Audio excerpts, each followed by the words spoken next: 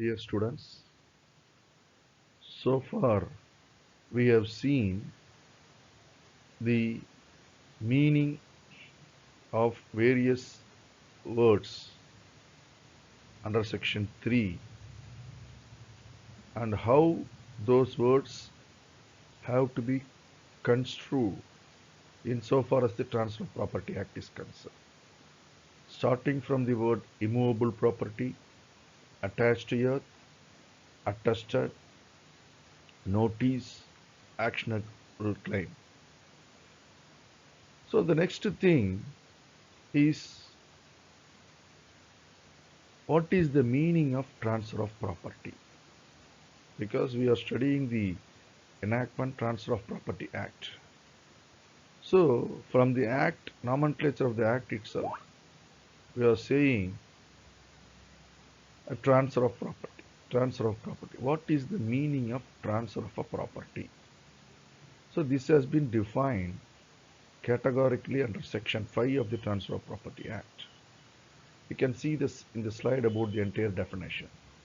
So the transfer of property means an act by which a living person conveys property in present or in future to one or more other living persons, or to himself and to one or more other living persons, and to transfer property is to perform such act. So this is the exact definition.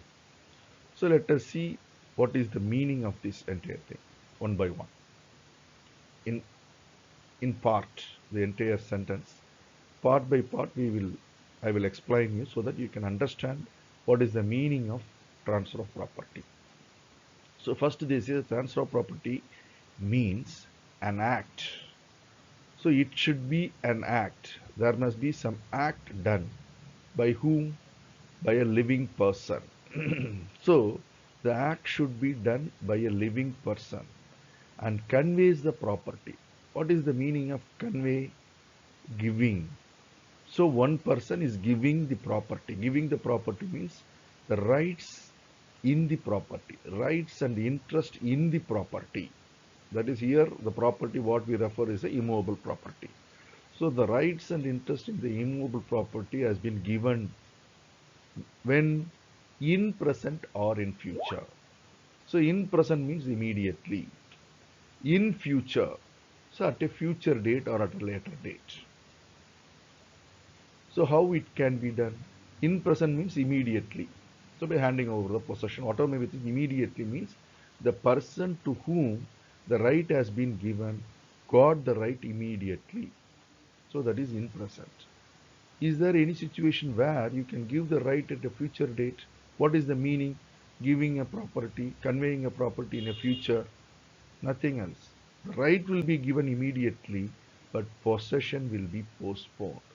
So there, the property has been transferred in future.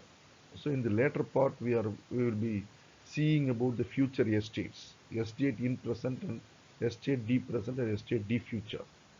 That is, estate in present means presently the property has been conveyed. Estate D future means the future property that we are going to see elaborately in the later stages.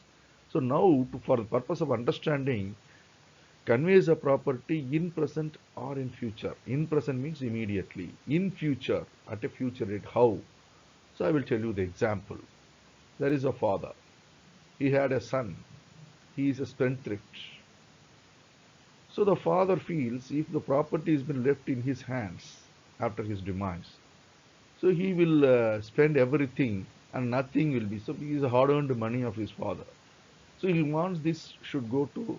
It should not be uh, um, spent just like that, and the entire property should not be wasted for nothing. So he wants these rights to be given to his son, that is grandson. So here, what has happened? He is maybe a minor. So what has happened? He gives the entire rights to the grandson, retaining the right to enjoy himself, or he gives the right to enjoy the property to his son. So as far as his son is concerned, he can enjoy the property during his lifetime. because after all, he is his son. So he wants the assets to be protected. But suppose there is a house which is earning rental income. So he wants that let the son enjoy, because he should also lead the life. So let him take the rental income and let him enjoy the property. But at the same time, he should not waste the property, or this property should be available to his grandson or to the next generation. So he gives the absolute right to the grandson and only the enjoyment right to the son. So here the right has been given to the grandson, has been conveyed to the grandson. So a living person conveys this property to the grandson, but not in present, in future. When the grandson will get the property? Only after the demise of his son or the grandson's father. That is so he gets the possession only after date, or the rights it goes. So even though it has been conveyed now itself, he will get the right only at a future date after the termination of the life estate of his father. So this is in future. So an act by which a living person conveys the property in present or in future to whom he is giving a property, conveying a property, he is giving his rights in the property, a person, living person, to whom he is giving it, to one or more other living persons, or to himself and to one or more other living persons. So the person, and by an action, a living person. So the person who is giving the right, who is giving the interest in the property, should be a living person. And the person to whom it is being given, either it may be a single person or two or more, three persons jointly. So that person should also be a living person. So this I have already dealt with in the introduction. That is, the Transfer of Property Act is exhaustive one. Territorial law and other thing is whether the Transfer of Property Act is an exhaustive one. So whether it covers every kind of transfer. There I have explained to you, it is transfer between the living persons. So, so it should be to the one or more other living persons, or to himself, or to himself and to one or more other persons. So there may be a question or doubt to you, how a person has transferred a property to himself. Here what they refer to himself means he is having a dual capacity. As a transferor, he is in one capacity. As a transferee, he is in another capacity. He receives it in another capacity. So I will give you the example. So for himself or to one or more other living persons, for both the things, the same example. That is, I am a person having a property. I have created a trust. I am a founder trustee of a trust. So I am having an individual property. I am conveying this property to the trust. So as a transferor, I am an individual. I am conveying my property to the trust. So in the trust, as a trustee, as a founder trustee, I am receiving the property conveyed by myself. So there in the capacity as a trustee, here as an individual capacity. Suppose in the trust, if there are more than one persons, then the second part, to himself and to one or more other living persons, that will come under that. So to perform this act, transfer of property means to perform this above said act. What is the above said act? An act by which a living person conveys the property in present or in future to one or more other living persons, or to himself and to one or more other living persons. To perform such act is called as transfer of property. Here they say about the living persons. The living person means a juridical person. So means it includes company, association, body of individuals, everybody. So it is a juridical person is a living. So company, body of association, so the body of individuals, associations, all are living persons under this act. அதாவது இதுவரைக்கும் பல்வேறு சொற்களுடைய பொருள் என்ன, எவ்வாறு வரையறுக்கப்பட்டிருக்கிறது, அந்த சொற்கள் எவ்வாறு பொருள் கொள்ள வேண்டும் என்பதை இதுவரை பார்த்தோம். அசையா சொத்து, அப்புறம் பூமியில் வேரூன்றி இருப்பது, சான்று கையொப்பம், அதுக்கப்புறம் அறிவிக்கை, அப்புறம் வந்து ஆக்ஷனபிள் கிளைம். ஸோ இதெல்லாம் பார்த்தோம். இப்போ அடுத்தது என்ன பார்க்க போகிறோம் அப்படின்னா, சொத்துரிமை மாற்றம் என்றால் என்ன, சொத்துரிமை மாற்றத்தின் பொருள் என்ன, சொத்துரிமை மாற்றம் என்றால் அதன் பொருள் என்ன அப்படிங்கிறத பார்க்க போகிறோம். அது சட்டப்பிரிவு 5ல் வந்து சொத்துரிமை மாற்றம் அப்படின்னா என்ன என்று வரையறுக்கப்பட்டுள்ளது. சொத்துரிமை மாற்றம் அதில் என்ன சொல்கிறாங்க, an act by which, so ஒரு ஆக்ட், ஒரு மாற்றளிப்பு செயல், ஆக்ட் ஆஃப் கன்வேயன்ஸ் சொல்கிறாங்க. அந்த ஆக்ட் என்ன ஆக்ட் செய்கிறாங்க, கன்வேஸ். ஸோ an ஆக்ட்னா ஒரு செயல், மாற்றளிக்கும் செயல் அப்படின்னு சொல்கிறாங்க. என்ன செயல், அந்த செயல் யார் செய்கிறா, உயிருடன் இருக்கின்ற நபர். ஸோ ஒரு உயிருடன் இருக்கின்ற நபர் ஒரு மாற்றளிப்பு செயல், என்ன மாற்றளிப்பு செயல், சொத்தில் இருக்கின்ற உரிமை அல்லது நலன், இதை பெற்றிருக்கின்ற உயிருடன் பெற்றிருக்கின்ற நபர் ஒரு மாற்றளிப்பு செயல் செய்கிறார். எப்படி செய்கிறாரு, நிகழ்காலத்தில், அதில் எதிர்காலத்தில். ஸோ இப்போ நிகழ்காலம்னா உடனடியாக இப்பொழுது, எதிர்காலத்தில் எப்படி சொத்தை கொடுக்க முடியும், சப்போஸ் உயில் மூலமாக எழுதி கொடுத்தாருன்னா அது சொத்துரிமை மாற்ற சட்டத்தில் வராது. ஸோ அது எதிர்காலத்தில் வராது. அப்போ எதிர்காலத்தில் என்ன அப்படின்னா, நான் ஏற்கனவே சொன்ன உதாரணம் தான். ஒரு தந்தை என்ன பண்ணுறாருன்னா, தன்னுடைய மகன் வந்து ஊதாரியாக இருக்கான், செலவு பண்ணிடுவான். ஸோ சொத்தை விட்டுட்டு போனால் சொத்தை எல்லாத்தையும் விற்று அழிச்சிருவான். அப்போ வந்து நம்ம இவ்வளவு கஷ்டப்பட்டு சேகரித்த சொத்து நமக்கு அடுத்த தலைமுறைகளுக்கு சென்றடையாதுன்னு நினைக்கிறார். அப்போ என்ன பண்ணுறாரு, சொத்தினுடைய உரிமையை எல்லாம் தன்னுடைய பேரனுக்கு கொடுத்துட்றாரு, முழு உரிமையை. இதை தான் பையன் என்ன பண்ணுறான், பாவம் ஊதாரியாக இருக்கான், ஆனால் அவன் வாழ்ந்து வாழ்க்கையை நடத்துறதுக்கு பணம் தேவைப்படும். ஸோ சப்போஸ் அந்த சொத்து வந்து ஒரு வீடுலேருந்து வாடகை வந்துட்டுருக்கு, வாடகை பணம் வந்துட்டுருக்கு, வருமானம் வந்துட்டுருக்கு. ஸோ அப்போ அந்த சொத்தினுடைய வாழ்வுரிமையை வந்து, சொத்துக்கான வாழ்வுரிமையை வந்து பையனுக்கு கொடுக்குறாரு. அப்போ என்ன பண்ணலான்னா, பையன் அவருடைய வாழ்வு காலம் வரைக்கும் அந்த சொத்தை அனுபவிச்சிருக்கலாம். ஸோ அவருடைய வாழ்வு முடிஞ்சோடனே அவருடைய பையனுக்கு, அதாவது சொத்தை எழுதி வைக்க பேரனுக்கு போய் சென்றடைந்து விடும். ஸோ பேரனுக்கு சொத்து சென்று அடைவது எதிர்காலத்தில், ஆனால் உரிமை இப்போது கொடுக்கப்பட்டாலும் அவருக்கு சென்றடைவது எதிர்காலத்தில். அதுதான் எதிர்காலத்தில் வருங்காலத்தில் இருக்கிற வருநிகழ்வு உரிமைகள் படிக்க போகிறோம் பின்னாடி. ஃபியூச்சர் இன்ட்ரெஸ்ட், வருநிகழ்வு சார்ந்த நலன்கள் அல்ல உரிமைகள் பின்னாடி படிக்க போகிறோம் டெஃபினட்டாக. ஸோ அதுதான் எதிர்காலத்தில் சொத்தை கொடுப்பது என்பது. சரி, இந்த சொத்தை யாருக்கு கொடுக்குறாங்க அப்படின்னு பார்த்தீங்கன்னா, ஒன்றோ அல்லது ஒன்றுக்கு மேற்பட்ட உயிருடன் இருக்கின்ற நபர்களுக்கு. ஸோ உரிமை மாற்றாக்கம் பெறுபவர் யாருக்கு சொத்து சென்றடைகிறது, அவரும் வந்து உயிருடன் இருக்கிற நபர், ஒன்றோ ஒன்றுக்கு மேற்பட்ட உயிருடன் நபர்களுக்கு சென்றடைகிறது, அல்லது தமக்கோ அல்லது தமக்கு மற்றும் ஒன்றுக்கு மேற்பட்ட உயிருடன் இருக்கின்ற நபர்கள். எப்படி ஒரு சொத்தை தானே தமக்கே கொடுத்துக்க முடியும் அப்படின்னு பார்த்தோன்னு வச்சுக்கிங்க.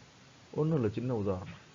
அவர் வந்து உரிமை மாற்றாக்கம் செய்பவர் என்ற நிலையில் ஒரு நிலையிலும், உரிமை மாற்றாக்கம் பெறுபவர் என்ற நிலையில் வேறு ஒரு நிலையிலும் இருப்பார். அதாவது உரிமை மாற்றாக்கம் செய்பவர் என்ற நிலையில் தனிநபராகவும், தனிப்பட்ட நபராகவும், உரிமை மாற்றாக்கம் பெறுபவர் என்ற நிலையில் அவர் ஒரு பொறுப்புமை அமைப்பின் பொறுப்பாளராக, ட்ரஸ்டி. இது ஒரு எக்ஸாம்பிள் தான். ட்ரஸ்ட்டில் என்ன பண்ணியிருப்பாங்கன்னா, ஒரு நபர் வந்து ஒரு ட்ரஸ்ட்டு கிரியேட் பண்ணி தர்ம காரியங்கள் எல்லாம் செய்கிறார். ஸோ அந்த ட்ரஸ்ட்டு ஏற்படுத்திய ட்ரஸ்டி வந்து இவர். இப்போ இவர் தன்னுடைய தனிப்பட்ட சொத்தை அந்த ட்ரஸ்ட்டுக்கு கொடுக்குறார், உரிமை மாற்றம் செய்கிறார், கிரயம் எழுதி வைக்கிறார், இல்லை கொடை கொடுக்குறார், கிஃப்ட் கொடுக்குறார். அப்போ என்ன பண்ணுறாருன்னா, இவர் கொடுக்கின்ற உரிமையை இவரே அந்த பொறுப்புரிமை அமைப்பின் ட்ரஸ்டியாக பெற்றுக்கொள்கிறார். ஸோ அவர் ஒவ்வொரு ரெண்டு இடத்துலையும் வெவ்வேறு நிலை, உரிமை மாற்றாக்கம் செய்பவராக இருக்கின்ற நிலையில் தனிநபராகவும், உரிமை மாற்றாக்கம் பெறுவோர் என்ற நிலையில் இவராகவும் இருக்கிறார். ரெண்டு நிலைகளையும் வெவ்வேறு நிலைகளில் இருக்கிறார். ஸோ இதுதான் வந்து தமக்கோ அல்லது தமக்கு மற்றும் தம்முடன் இருக்கிற ஒன்றுக்கு மேற்பட்ட உயிருடன் இருக்கிற நபர்களுக்கோ இந்த செயலை செய்வதுதான் சொத்துரிமை மாற்றம் என்று சொல்லப்படுகிறது. So transfer of a property means one living person conveys a property in present or in future to one or more other living persons, or to himself and one or more other persons. So the person who is conveying the right or interest in the property in the present or future, that person is one side. He is giving that right to another person. It may be an individual or more than one person, or it can be to himself or more than one person. So this person is on the other side on whom it has been conveyed, and the person who is conveying on one side. So the person who is conveying is called as a transferor, and the person to whom it is conveyed is called transferee. That we have seen in the introduction class itself. So this in the meaning or definition or meaning of transfer of property, they have said one living person conveys, an act by which a living person conveys. So that means the transfer should be a living person to one or more other living person. So the person to whom it is conveyed is also a living person. So it is transfer inter vivos, that is transaction between two living persons, transfer of a property between the two living persons. So transfer of property as per section 5, it means transfer of a right in an immobile property from one living person to another living person. So this is called as the transfer of a immovable property. So this I have explained to you in detail in the introduction, that is whether the Transfer of Property Act is an exhaustive one. So there it should be a living person. So let's go. I have put in the slide. You can see in the top of the slide. On one left hand side it is inter vivos, on the other side is in invitam. That is court auction, sale and other things which I have referred in the introduction class are in invitam. That is sale made by the court is transfer in invitam, that means involuntary transfer. So here the first opening word for the meaning of transfer of property means an act by which. So there must be an act by whom, by that act he transfers the right from. So the transferor should be a living person. I have explained in detail there itself. So now the transferee, that also I have told there. So they have dealt with certain case, more particularly the case which I have referred here, Narasimha versus Vengadalingam. It speaks about that the transferee, the person to whom the right is conveyed, should also be a living person. For that, it has been explained in that case, Narasimha versus Vengadalingam. So here in this facts of this case is this, that is a person executed an unregistered document. So by virtue of unregistered document, he has conveyed his immovable property to the god Sri Kodanda Ramachandra Murthy. To the god he has conveyed by way of unregistered document his immovable property. Now it was put forth before the court that the document is ineffective as it was a gift which requires registration for its validity as per section 123 of the Transfer of Property Act. So since it is an unregistered document, it has not conveyed anything, it is ineffective because in it is unregistered, which is compulsorily registerable under section 123 of the Transfer of Property Act. So when it was put forth, the contention was put forth before the court considered everything and rejected the contention made that the unregistered deed is ineffective. The reason is this simple thing. Suppose if it is a gift, it requires registration under section 123 of the Transfer of Property Act, no doubt. But whether the transaction by virtue of unregistered document here is a gift, because as per section 5 definition, transfer of an immovable property or transfer of a property means it should be from one living person and the right has to be conveyed to the other living person. Here the other person, that is Sri Kodanda Ramachandra Murthy, is not a living entity. So the courts held that it is not at all a gift at all. So when it is not a gift, it does not require compulsory registration under the Transfer of Property Act. So the transaction itself is not a gift. The courts held by no stretch of imagination you cannot say the deity or the god as a living person, either juridical or anything. So the property or immovable property has been conveyed to a non-living entity which does not come within the purview or meaning of transfer of property as enumerated under section 5. So this is not at all a transfer of a property. Only if it is a transfer of property, then it will come under the category of gift, and then it requires compulsory registration, then all these things. So then only you can put forth the contention the conveyance itself is an ineffective one. So they rejected the contention, they say it is not so. So they have clearly explained in this case the transferee should also be a living person. So this is about this case, Narasimha versus Vengadalingam. And then they have analyzed certain other category of transactions, whether it will come under the purview or meaning of transfer of property. First one is abandonment of claim. So that is been dealt with in the case law Kunnilal versus Govind. And then in the case of relinquishment, Subbamma versus Bala Subbareddy. So first one is abandonment of claim. So abandonment of claim means surrendering or leaving the claim in large. So he doesn't claim, he forego his claim. That is called as abandonment. So there is no question of conveying of a right from one person to another person. So a person is having a right, he abandon it, he forgave or forgive. So he has left, he has not claimed that right. He has foregone his right. So that is another Kunilal versus Govind. The next one is relinquishment. Relinquishment means releasing or relieving. Relinquishment or release, surrender, all are one and the same. So relinquishment means giving up his right. That is called as uh, release or surrender. Relinquishment, giving up of his right. A person who is having a right on a property. So giving up of his right is not a transfer of property. So definition section 5 I have clearly said a living person conveys means gives. Here there is no of giving up a right to another person. He is relinquishes. He is not transferring or conveying any right to other person. So in this case what has happened, a Hindu reversioner widow surrenders his right in favor of the nearest reversioner. It is not a transfer. So I think you know about in the definition where in the immovable property I quoted a case law, Thakur Paramanik Chandra versus Ramdum.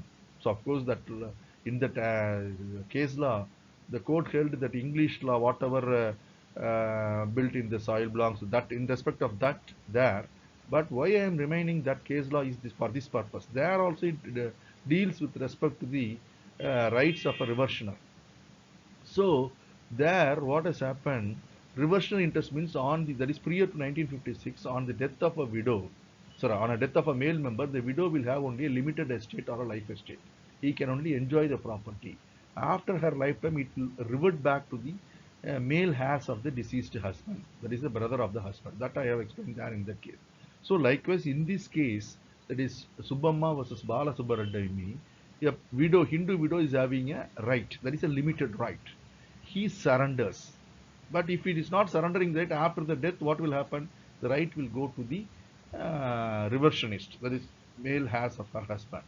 So the person who is having a right, he relinquishes or surrenders his right. So the person who will be getting absolute right, his vesting of that right get preponed instead of postponed, it get preponed. So if the lady has not relinquished or surrendered her right, it will take effect, or the property right will confer or vest with the absolute right holder after the death of that Hindu widow. So it has been preponed, that's all. So he has relinquished his right. So nothing has been conveyed to the other person in this. So it is not a thing.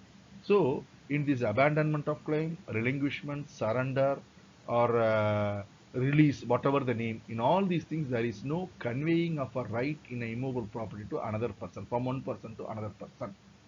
Then the next comes a family arrangement. That's the settlement of a disputes. Family arrangement or settlement of a disputed claims. When there is a dispute over the claim under immovable property among the legal heirs or among the brothers. So then in that case, whether there is a dispute or even to avoid a dispute, an arrangement can be made among the members or family members or the persons who are having a joint interest. So here also it does not require registration.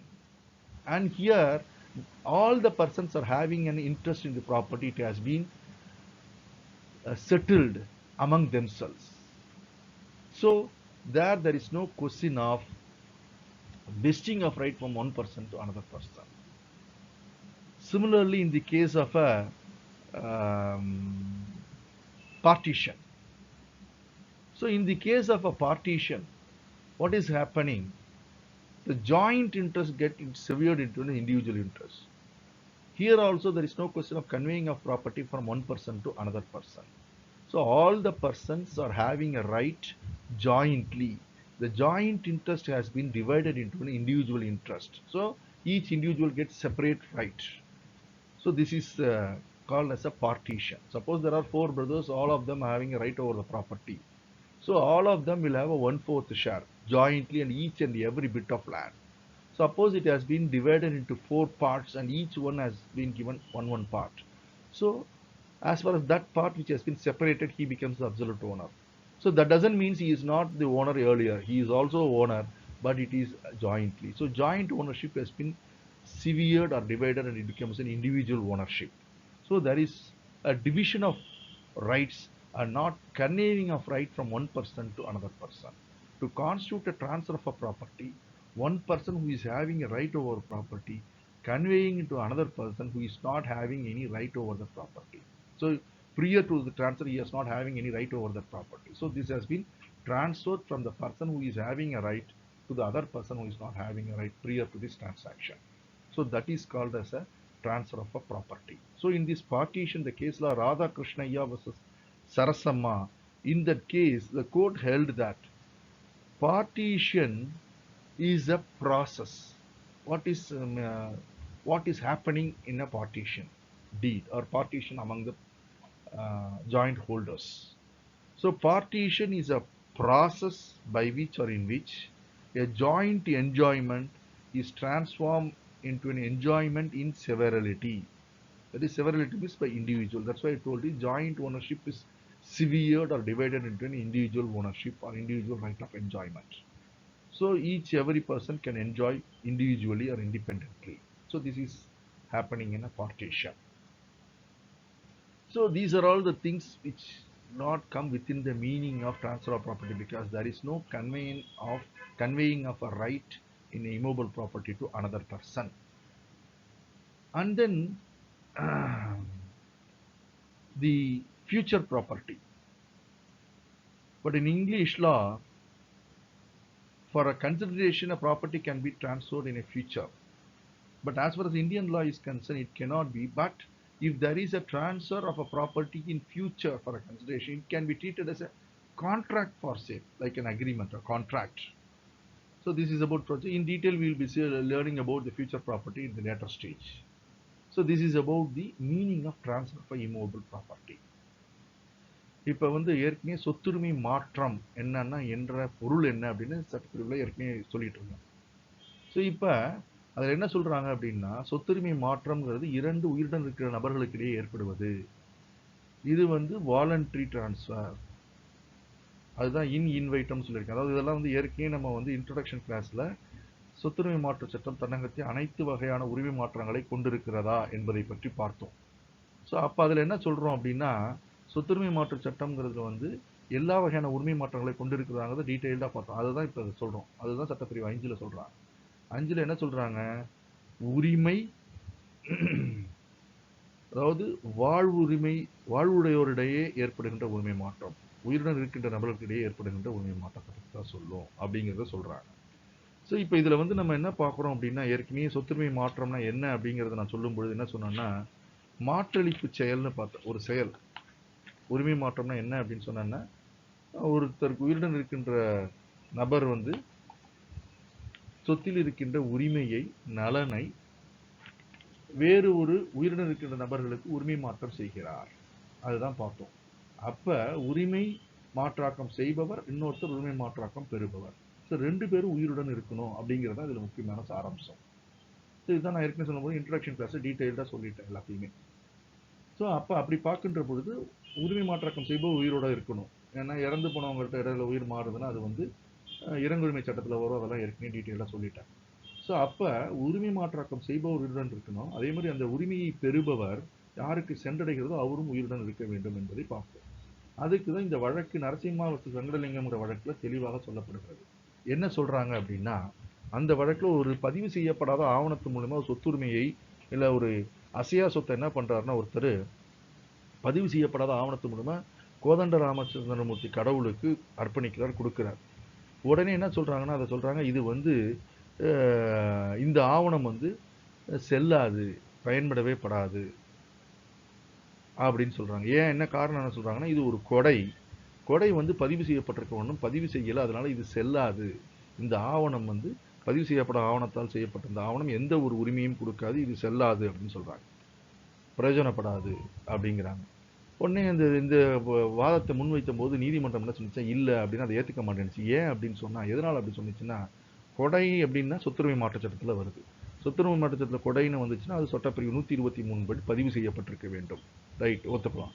சரி, இப்போ இந்த உரிமை மாற்றம் ஏற்பட்டது, இது வந்து சொத்துரிமை மாற்றமாக கருதப்படுமா அப்படின்னு பார்த்தோம்னா, சட்டப்பிரிவு 5 என்ன சொல்லியிருக்கு, ஒரு உயிருடன் இருக்கின்ற நபர் சொத்தில் இருக்கின்ற உரிமை அல்லது நலனை ஒன்றுக்கு மேற்பட்ட உயிரின நபர் பிறருக்கு கொடுப்பது. இப்போ இதில் வந்து சாராம்சம் என்ன அப்படின்னா, கடவுள் கோதண்ட ராமச்சந்திரன் கடவுள் வந்து உயிருடன் இருக்கிற நபராக கருதப்படுமா அப்படிங்கிறது தான்.